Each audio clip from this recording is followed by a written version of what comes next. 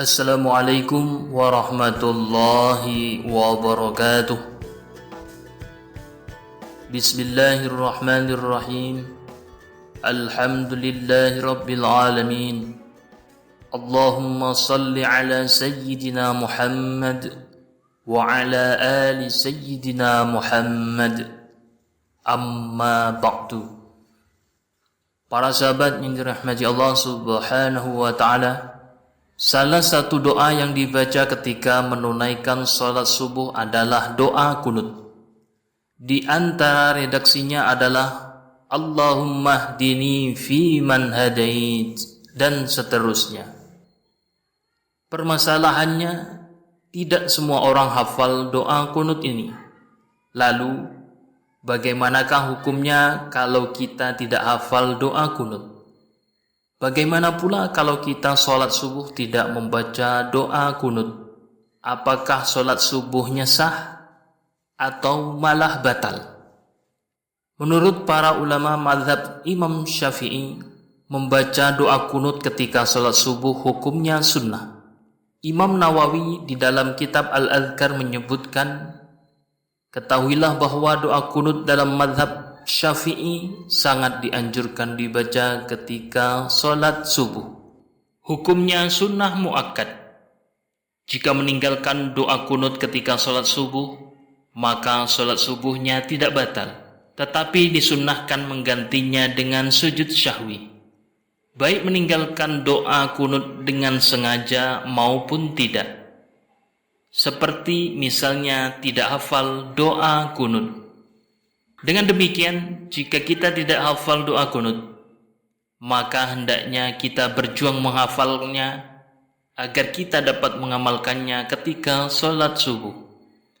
Meskipun demikian, jika kita tidak membaca doa kunut ketika sholat subuhnya tetap sah. Berikut bacaan doa kunut yang dibaca ketika sholat subuh. Allahumma hdini fi man hadait wa afini fi man afait wa tawallani fi man tawallait wa barikni fi ma a'tait wa qini bi rahmatika syarra ma qadait fa innaka taqdi wa la yuqda alaik وَإِنَّهُ لَا يَذِلُّ مَنْ وَالَيْتَ وَلَا يَعِزُّ مَنْ عَادَيْتَ تَبَارَكْتَ رَبَّنَا وَتَعَالَيْتَ فَلَكَ الْحَمْدُ عَلَى مَا قَضَيْتَ وَأَسْتَغْفِرُكَ وَأَتُوبُ إِلَيْكَ وصلى الله على سيدنا محمد النبي الأمي وعلى آله وصحبه وبارك وسلم.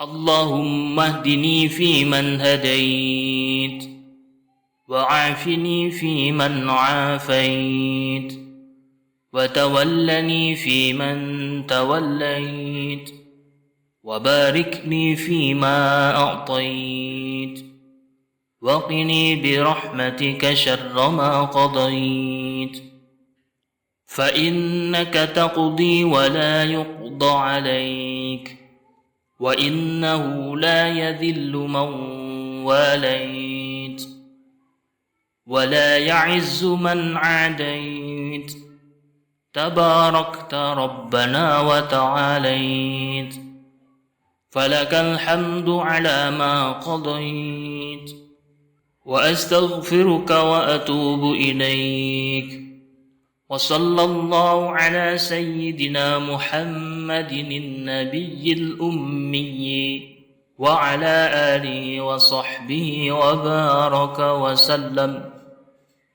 اللهم اهدني فيمن هديت وعافني فيمن عافيت وتولني فيمن توليت وباركني فيما أعطيت وقني برحمتك شر ما قضيت فإنك تقضي ولا يقضى عليك وإنه لا يذل من واليت ولا يعز من عاديت تباركت ربنا وتعاليت فلك الحمد على ما قضيت وأستغفرك وأتوب إليك وصلى الله على سيدنا محمد النبي الأمي وعلى آله وصحبه وبارك وسلم. اللهم اهدني فيمن هديت وعافني فيمن عافيت وتولني فيمن توليت وبارك لي فيما أعطيت وقني برحمتك شر ما قضيت فإنك تقضي ولا يقضى عليك وإنه لا يذل من واليت ولا يعز من عاديت تباركت ربنا وتعاليت فلك الحمد على ما قضيت وأستغفرك وأتوب إليك وصلى الله على سيدنا محمد النبي الأمي وعلى آله وصحبه وبارك وسلم.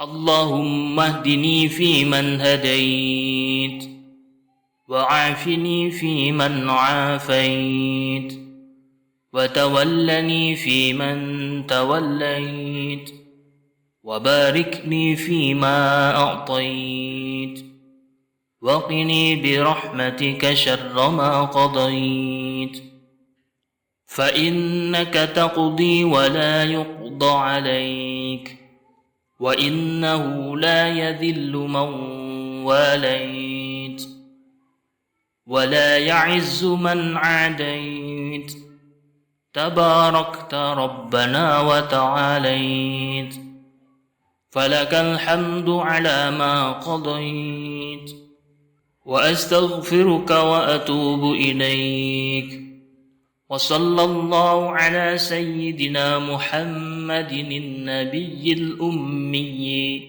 وعلى آله وصحبه وبارك وسلم. Semoga kita dimudahkan mengamalkannya. Amin ya rabbal alamin. Demikian, semoga bermanfaat. Wassalamualaikum warahmatullahi wabarakatuh.